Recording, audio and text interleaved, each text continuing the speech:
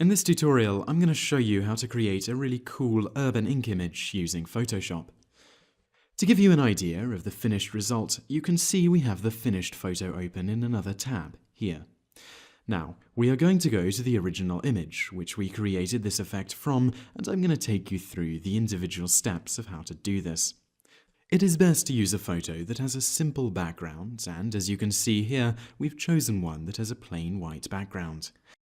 The first thing you're going to want to do is create a layer from the background, so make sure that the background is selected in the Layers panel, then press Ctrl and J on the keyboard. Layer 1 will appear.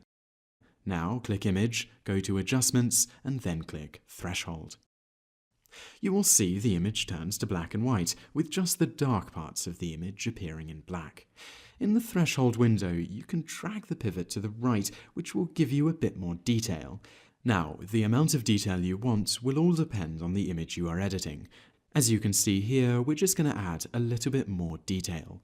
When done, click OK. Now, double-click on Layer 1 in the Layers panel and the Layer Style window will open.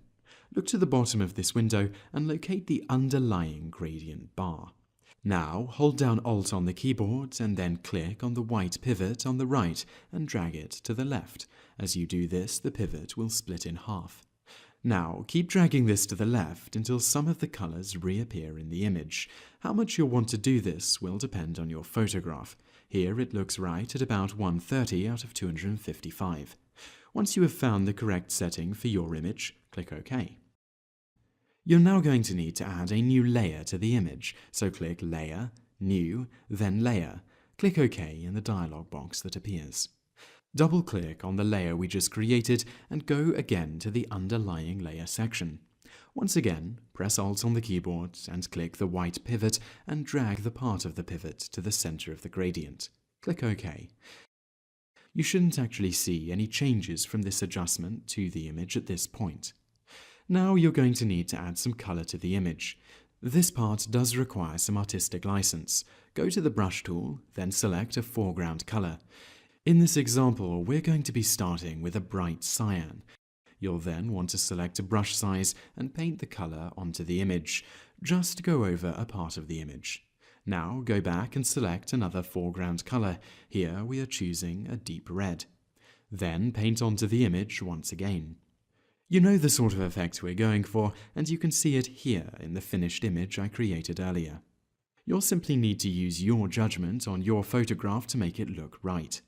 As you do this, you'll begin to see the image starts to really take shape. It starts to have that great, bright-colored urban ink effect. Now, let's select another color. Here we are choosing green, and we'll paint it onto the image a bit more. After a while, you'll begin to see that the image starts to look very good. Here we're going to paint on magenta as our final color. All you need to do now is tidy up the image, so double-click on Layer 2, press the Alt key again, and once again drag the white slider until the image looks just right. This will depend on your image. In this one, we are going to be dropping it a bit. As you can see, by doing this, some of the details in the photo really start to come through. Click OK. Now, as you can see, we have an effective urban ink result.